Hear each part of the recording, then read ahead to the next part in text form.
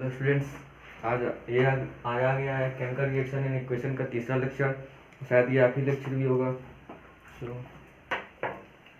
इसको स्टार्ट करने से पहले लास्ट वीडियो में वीडियो नंबर 2 में हम लोगों ने पढ़ा था, वो एक बार डिस्कस कर देते हैं। उसमें पढ़ा था हम लोगों ने टाइप्स ऑफ रिएक्शंस।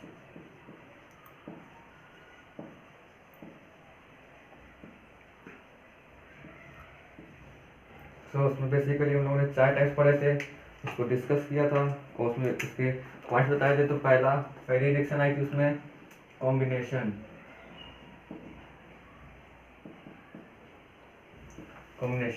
इसमें बताया था कि जब दो सब्सटेंस या दो से ज़्यादा मिलते हैं, तीसरा फॉर्म करते हैं, ये होता है प्रोडक्ट।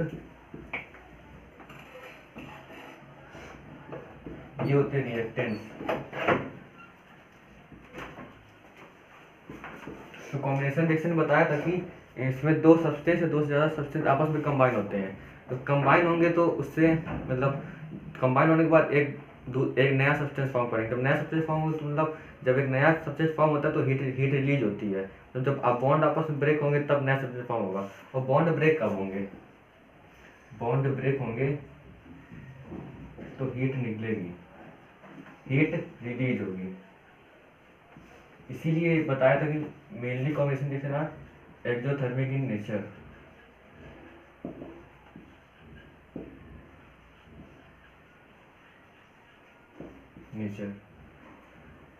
तो यही था कॉम्बिनेशन रिएक्शन। इसका एग्जाम्पल हम लोगों ने लिया था।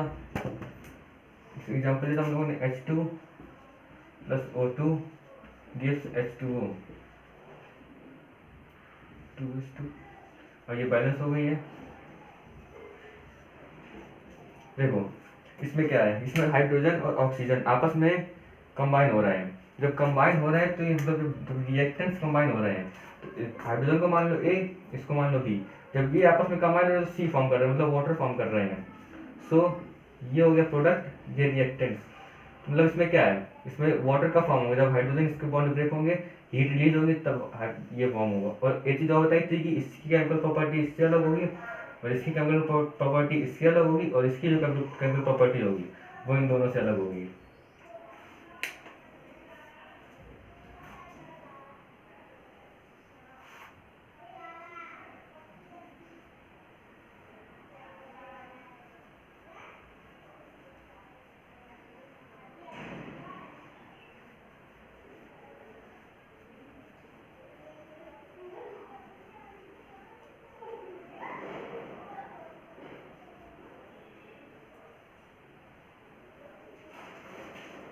तो क्या तो combination reaction A plus B equal to C, मतलब सी प्रोडक्ट फॉर्म करेगा कंबाइन होने के बाद।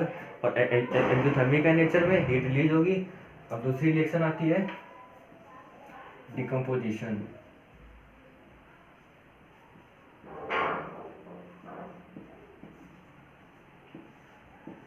इसमें देखो, इसको कॉम्बिनेशन रिएक्शन का अपोजिट बोलते हैं। क्यों? उसमें कंबाइन हो रहा था और एक फॉर्म कर रहा था, इसमें उसका उल्टा हो रहा है। मतलब उसमें जो प्रोडक्ट था कॉम्बिनेशन में वो उसमें रिएक्टेंट हो जा रहा है, इसमें वो डिकम्पोज हो रहा है।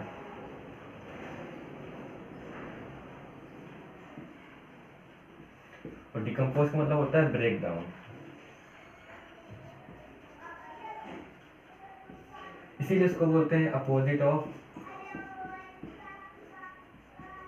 कॉम्बिनेशन। तो क्या उसमें सी फॉर्म है, इसमें सी ब्रेक हो रहा है A प्लस बी में। जैसे उसमें H2 फॉर्म है, इसमें H2 जब 2H2 ब्रेक होगा तो 2H2 प्लस O2। ये था कॉम्बिनेशन रिएक्शन। और इसमें जब बॉन्ड बनेगा तो हीट चाहिए होगी, इसीलिए इसको बोला मेनली डिकम्पोजिशन होंगे वो एंडोथर्मिक होंगी नेचर में।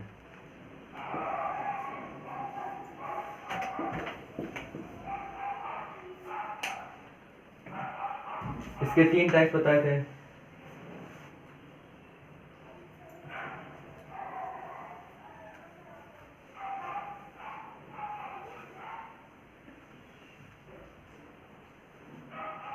इसके 3 टाइप्स थे। पहला था थर्मल, दूसरा था फोटोलिसिस, फोटोलिटिक, तीसरा था इलेक्ट्रोलिटिक, इलेक्ट्रोलाइसिस। लिटिक और लिसिस का मतलब होता है ब्रेक डाउन।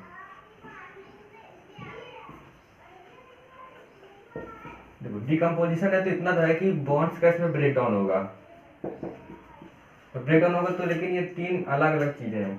थर्मल का, थर्मल मतलब होता है हीट, फोटोलिसिस सनलाइट, और इलेक्ट्रो मतलब इलेक्ट्रिसिटी। बॉन्ड तो ब्रेक होगा, लेकिन ये कंडीशन दी गई है इसमें कि इसमें अगर बॉन्ड थर्मल डिकम्पोजिशन है तो इसमें अगर बॉन्ड ब्रेक होगा तो वो तभी होगा जब उसको हीट दी जाएगी। तो ये हीट इसकी रिक्वायर्ड कंडीशन है। दूसरा फोटोलिटिक, इसकी कंडीशन क्या है, इसमें सनलाइट होनी चाहिए। अगर सनलाइट है तो बॉन्ड ब्रेक करेगा। तो ये इसकी रिक्वायर्ड कंडीशन है फोटोलिटिक की। इसमें क्या है, इलेक्ट्रिसिटी पास करना है तभी बॉन्ड ब्रेक होगा। तो ये इसकी रिक्वायर्ड कंडीशन है इलेक्ट्रिसिटी।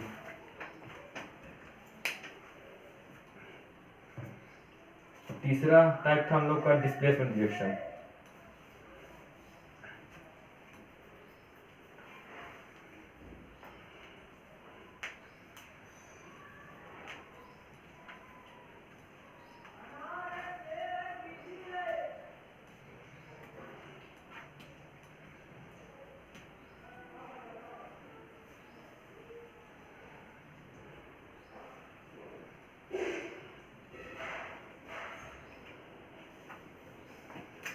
तीसरा था डिस्प्लेसमेंट।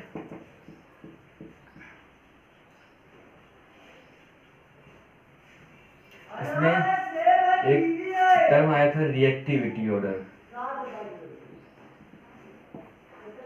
मतलब इसमें क्या था, जो हायर रिएक्टिव मेटल होगा वो डिस्प्लेस करेगा लेस रिएक्टिव मेटल को। अब कॉमन लाइफ एग्जांपल है तो एक ट्रक मान लिया और ये कार है, जब आपस में दोनों भिड़ेंगे तो ट्रक कार को डिस्प्लेस कर देगा।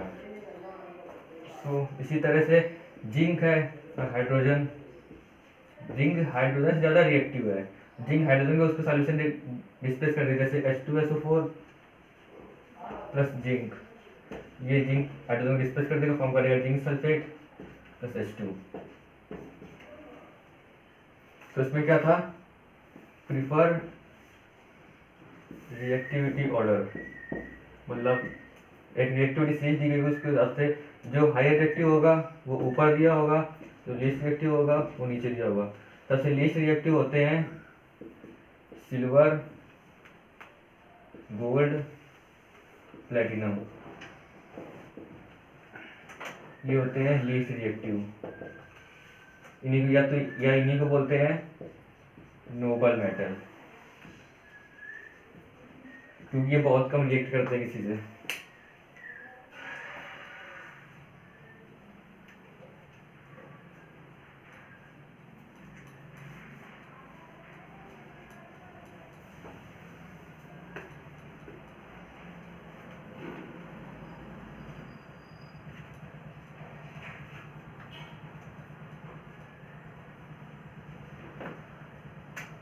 चौथा है डबल डिस्प्लेसमेंट।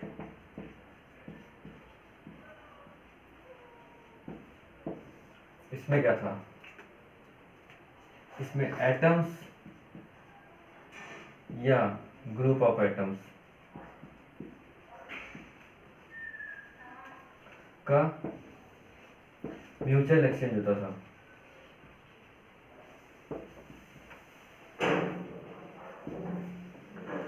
म्यूचुअल एक्सचेंज मतलब आपस में, जैसे इसके पास, एक के पास 20 रुपए है और एक के पास मतलब 20 का नोट है, 10 का नोट है, इसके पास 50 का नोट है, 100 का नोट है।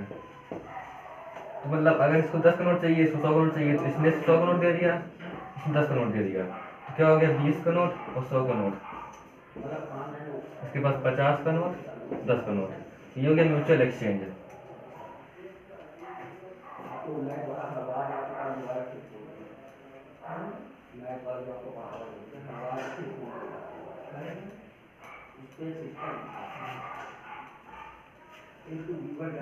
अब म्यूचुअल को आप इस तरह से समझ सकते हैं कि एक होता है, एक टर्म आता है फिजिक्स या मैथ और म्यूचुअल परपेंडिकुलर, जैसे ये है, इसमें बोलते हैं म्यूचुअल परपेंडिकुलर, ये मतलब देखा है तो ये इसके परपेंडिकुलर है, ये इसके परपेंडिकुलर है, ये इसके परपेंडिकुलर है, ये इसके, ये ले लो, इसमें बेसिकली इसमें पढ़ा होगा आपने, ये म्यूचुअल परपेंडिकुलर होता है, मतलब तीनों आपस में परपेंडिकुलर, ये इसके परपेंडिकुलर है, ये इसके परपेंडिकुलर है, ये इसके परपेंडिकुलर है, ये इसके, तो इसीलिए बोलते हैं म्यूचुअल मतलब आपस में, तो इसी में आपस में एक्सचेंज होता है अमंग देमसेल्फ, तो इसे बोलते हैं डबल डिस्प्लेसमेंट रिएक्शन।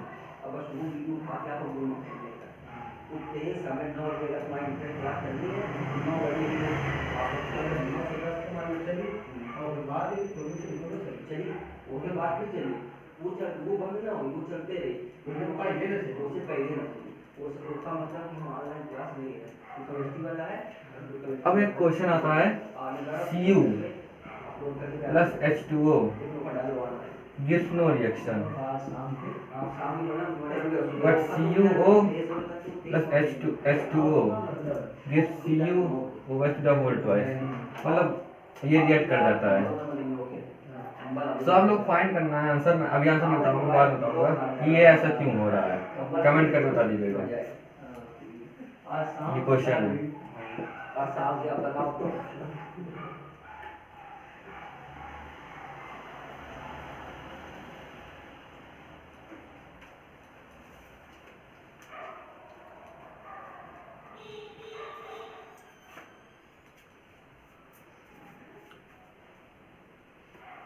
फिर इसी में एक आई थी डबल डिस्प्लेसमेंट रिएक्शन का एक पार्ट था, वो था precipitation.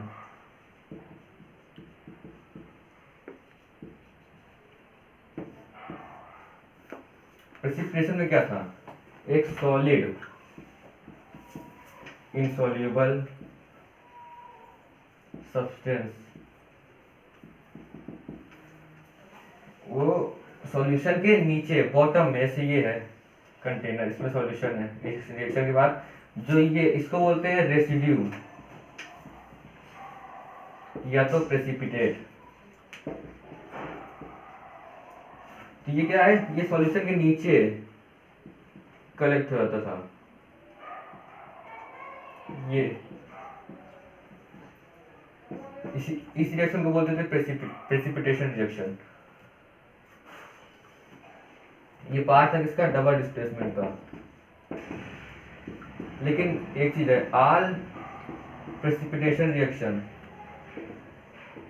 Are double displacement, but all double displacement reaction are not precipitation reaction.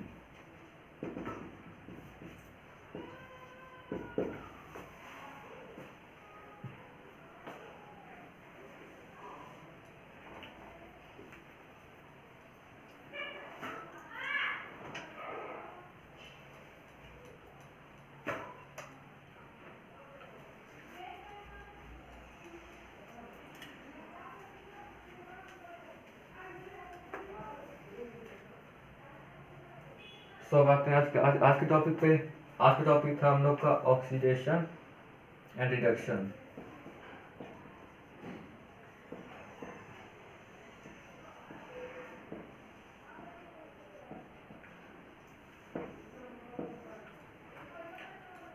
तो इसको स्टार्ट करने से पहले एक बेसिक सी रिएक्शन थी, वो डिस्कस कर लेते हैं। उसका नाम था न्यूट्रलाइजेशन रिएक्शन।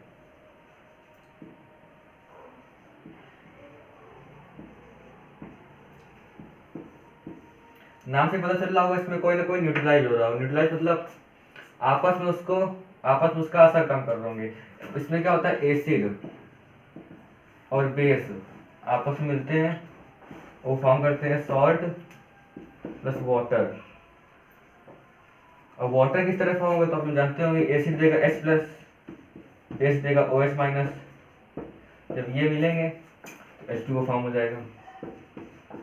और इसमें सॉल्ट भी फॉर्म होता है, एसिड प्लस बेस की रिएक्शन के बाद सॉल्ट कंपल्सरी फॉर्म होता है। इसकी रिएक्शन ले लेते हैं कोई,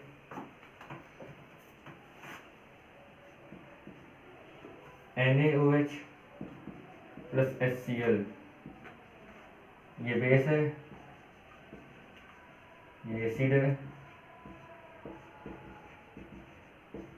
ये फॉर्म करेगा NaCl plus H2O, salt plus water.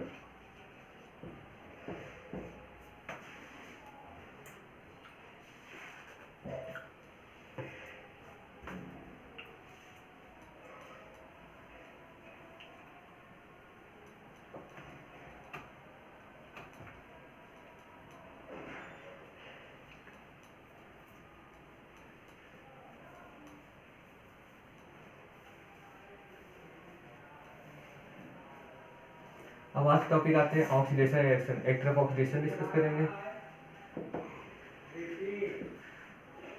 The reduction.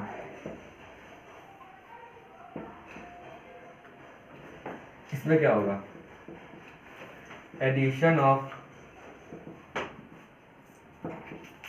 Oxygen, इसका अपोजिट होता है। इसमें क्या होगा, रिमूवल ऑफ ऑक्सीजन। फिर दूसरा पॉइंट, टेंथ में केवल दो चीजें हैं इसमें, रिमूवल ऑफ हाइड्रोजन, इसमें एडिशन ऑफ हाइड्रोजन। देखो ऑक्सीडेशन में क्या होगा, ऑक्सीजन जुड़ेगा, ये इसका उल्टा है, तो इसमें क्या होगा, इसमें ऑक्सीजन जुड़ रहा है तो इसका उल्टा, इसमें ऑक्सीजन हटेगा। इसमें क्या है, हाइड्रोजन रिमूव हो रहा है, इसमें हाइड्रोजन जुड़ेगा, तो मतलब एक तरह से बोल सकते हैं इट इज अपोजिट, दोनों आपस में अपोजिट है। एग्जाम्पल ले लें इसका, C+O2, CO2, तो इसके पास भी ऑक्सीजन नहीं था, ये वहां जाके ऑक्सीडाइज हो गया। इसका एग्जाम्पल ले लेते हैं,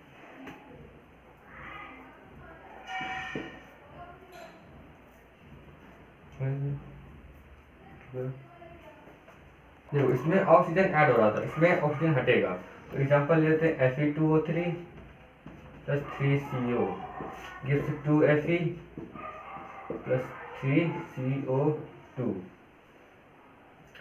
इसमें देखो इसके पास 3 ऑक्सीजन थे, इसके पास ऑक्सीजन हट गए, इसका इसमें रिडक्शन हो रहा है।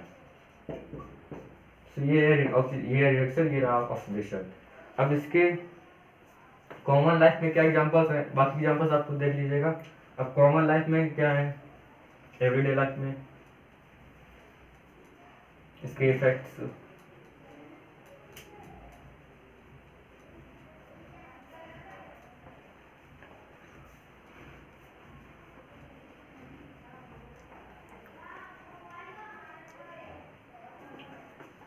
इसके इन कॉमन लाइफ। पहला है कोरोजन। कोरोजन में क्या होता है, इस पे मेटल पे अटैक होता है, मेटल अटैक्ड होते हैं, इसके द्वारा एटमॉस्फेरिक मॉइस्चर या तो एयर, वाटर एक्सेट्रा। तो मेटल तो अटैक किया तो मेटल अपनी ओरिजिनल फॉर्म से हटने लगते हैं, और ये क्या होते हैं, अटैक होने के बाद क्या, मेटल फिर अपनी ओरिजिनल फॉर्म में रहते हैं, डिस्टर्ब हो जाते हैं। इसका एक कॉमन आता है रस्ट, रस्टिंग ऑफ आयरन। तो पहले ये बता दें इसका डिस्टर्ब होने मतलब क्या है, मेटल डिस्टर्ब हो रहा है मतलब वो ओरिजिनल फॉर्म से हटके वो डैमेज डैमेज फॉर्म में आ रहा है, डैमेज हो रहा है हल्का सा, डैमेज मतलब वीक हो रहा है, वीक मतलब फिर अपनी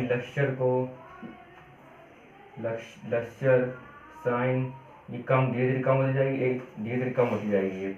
सो पहले टाइप आता है रस्टिंग ऑफ आयरन, इसमें क्या होगा, आयरन के ऊपर अटैक होगा, इसका मॉइस्ट एयर और एयर एटमॉस्फेरिक मॉइस्चर वाटर इस तरह से जब आयरन पे अटैक होगा तो उस पर रस्टिंग होगा। रस्टिंग का हिंदी को तो जंग लग जाना, कॉमन नेम सबने सुना होगा।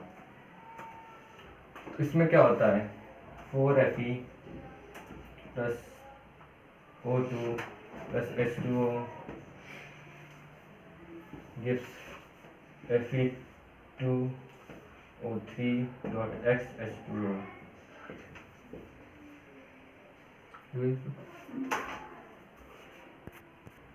उसको बैलेंस करेंगे तो यहाँ 2 यहाँ 3O2। अब उसको ये मिलेगा कहाँ से, या तो कॉमन वाटर भी हो सकता है, कभी कभी काम कर देता है, मेनली ऑक्सीजन उसको एटमॉस्फेरिक से मिलेगा, एटमॉस्फेयर से, और वाटर तो लिक्विड फॉर्म में है, चाहे एटमॉस्फेयर मॉइस्चर ले लो, मॉइस्ट एयर, या फिर कॉमन वाटर भी हो सकता है। तो ये होता है हाइड्रेटेड फेरिक ऑक्साइड, इसको कॉमन में बोलते हैं रस्ट। इसमें एक्स डिनोट कर रहा है कि नंबर ऑफ मॉलिक्यूल्स, कितने molecule, number of molecules of water. Hydrated वाला इसलिए यूज हुआ है क्योंकि इसमें वाटर का कंटेन कर रहा है। दो टर्म होते हैं, एक होता है हाइड्रेटेड, एक होता है एनहाइड्रेटेड। इसमें वाटर मॉलिक्यूल्स की प्रेजेंट होता है, प्रेजेंस ऑफ वाटर मॉलिक्यूल्स, इसमें वाटर मॉलिक्यूल अब्सेंस होते हैं, अब्सेंस ऑफ वाटर मॉलिक्यूल्स। सो इसीलिए इसमें वाटर प्रेजेंट है, तो इसलिए हाइड्रेटेड, इसको बोलते हैं फेरिक ऑक्साइड, तो फेरिक ऑक्साइड। या तो इसको एक और नाम होता है hydrated iron second third oxide. क्या है, यहाँ लिखते रहे, hydrated iron second third oxide.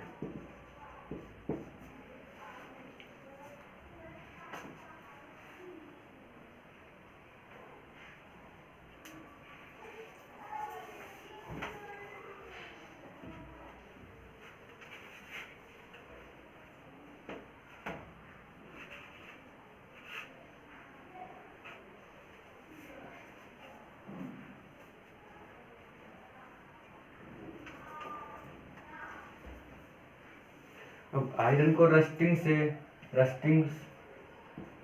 से आयरन को प्रिवेंट करने के मेथड होते हैं कुछ, प्रिवेंशन।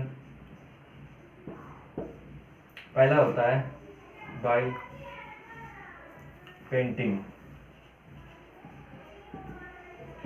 अब पेंटिंग से क्या होगा, ये आयरन है मान लिया, इसके ऊपर पेंट कर दिया, इसके ऊपर एक प्रोटेक्टिव लेयर फॉर्म हो गई। तो मतलब जो भी ऑक्सीजन वाटर इसके कांटेक्ट में आएगा वो आयरन के कांटेक्ट में आ नहीं पाएगा, और सीधा पेंट के कांटेक्ट में आएगा, जो नॉन रिएक्टिव है, जो रिएक्ट नहीं करेगा, इससे आयरन बचा रहेगा।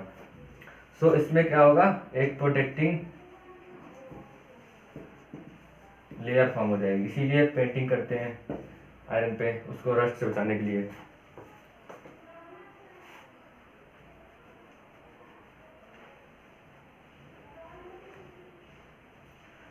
दूसरा आता है बाय ऑयलिंग। अब ऑयलिंग से क्या होगा, ऑयल जो होता है वो वाटर रिपेलर होता है, कभी देखोगे हाथ में तेल लगा होता है तो वाटर के मॉलिक्यूल्स ऊपर दिखते हैं, तो ऑयल होता है वाटर रिपेलर। ये भी एक लेयर फॉर्म कर देगा, ये लेयर ऐसी होगी जो वाटर को रिपेल करेगी, जब वाटर रिपेल करेगी तो मॉइस्चर हो, वाटर हो, वो आयरन से रिएक्ट नहीं कर पाएंगे, तो उसमें रस्ट फॉर्म होने की कोई चांस ही नहीं है।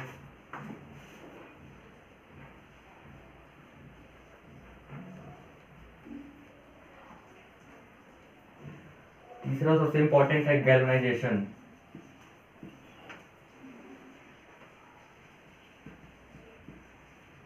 गैल्वेनाइजेशन इसमें क्या होता है, आयरन के ऊपर जिंक की एक लेयर डाली जाती है, जिंक लेयर।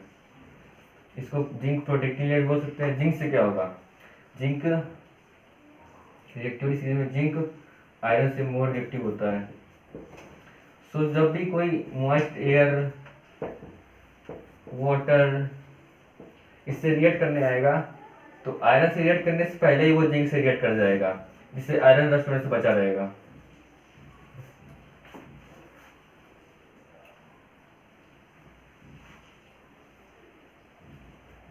कोरोजन में दूसरा टाइप है कॉपर का रोड होना। कॉपर के सेकेंड केस है इसमें कॉपर का। तो कॉपर जब CO2 H2O O2 से रिएक्ट करता है, कौन करता है, CO3 प्लस नहीं dot CuOH to the whole twice. इसको बैलेंस कर लेंगे देख के, ऑक्सीजन में 3 मॉलिक्यूल्स,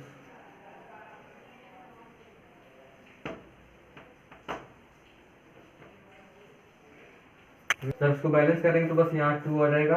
अब देखो कार्बन डाइऑक्साइड, वाटर, ऑक्सीजन, इसको बोलते हैं, ये होती है ब्लैक कलर, ये ग्रीन कलर की कोटिंग होती है, ग्रीन कलर की कोटिंग। कार्बन डाइऑक्साइड और वाटर और ऑक्सीजन कहाँ से मिलेगा उसको, एटमॉस्फेयर से।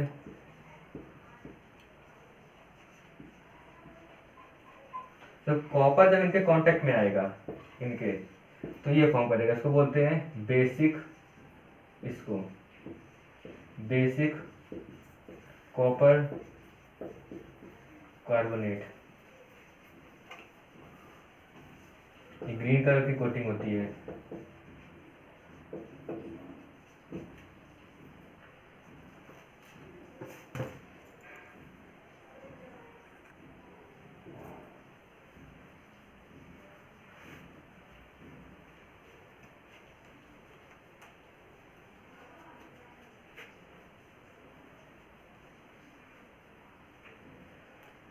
अब तीसरा केस आता है सिल्वर का, जैसे कम पूछा जाता है लेकिन है।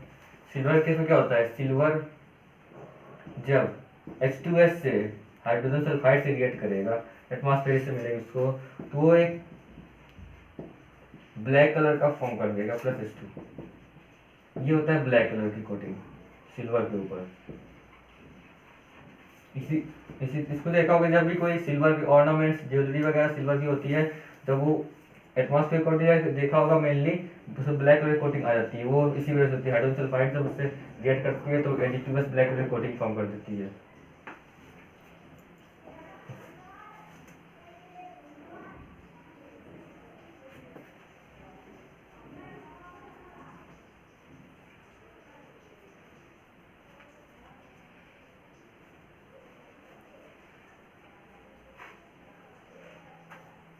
अब ऑक्सीडेशन रिडक्शन का दूसरा इफेक्ट क्या है, रेंसिडिटी।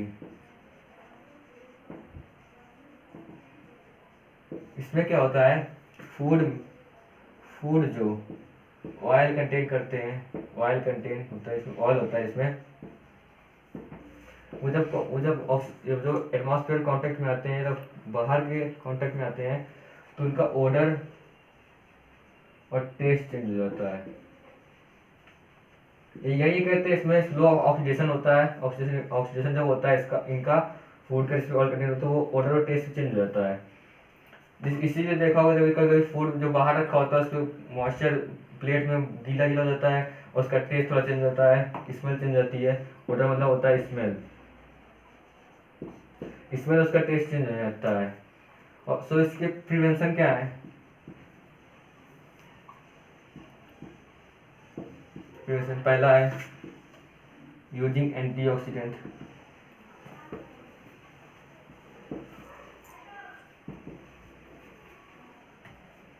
एंटीऑक्सीडेंट उसको ऑक्सीडेंस होने से रोकेंगे, ऑक्सीडाइज होने से रोकेंगे। सो बेसिकली दो टाइप के होते हैं, एक BHA, दूसरा BHT। इसका फुल फॉर्म होता है ब्यूटिलेटेड हाइड्रोक्सी एनिसोल। इसका होता है ब्यूटिलेटेड हाइड्रोक्सी टोलिन। तो ये दो एंटीऑक्सीडेंट हैं जो यूज किए जाते हैं प्रिवेंट करने के लिए फूड को ऑक्सीडाइज होने से।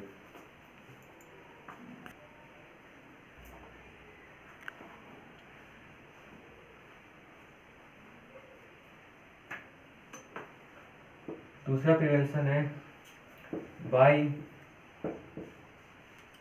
Keeping food in refrigerator.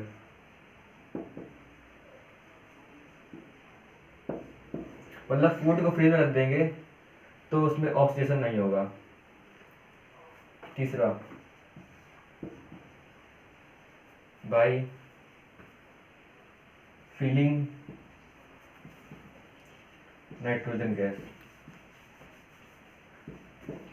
मतलब जैसे किसी भी कंटेनर है कोई, तो उसमें अगर कोई उसमें किसी भी गैस के अलावा अगर नाइट्रोजन गैस भर देंगे, मतलब कोई भी गैस नहीं भरना, केवल नाइट्रोजन गैस भरना है, नाइट्रोजन उसको प्रिवेंट करेगी ऑक्सीडाइज होने से।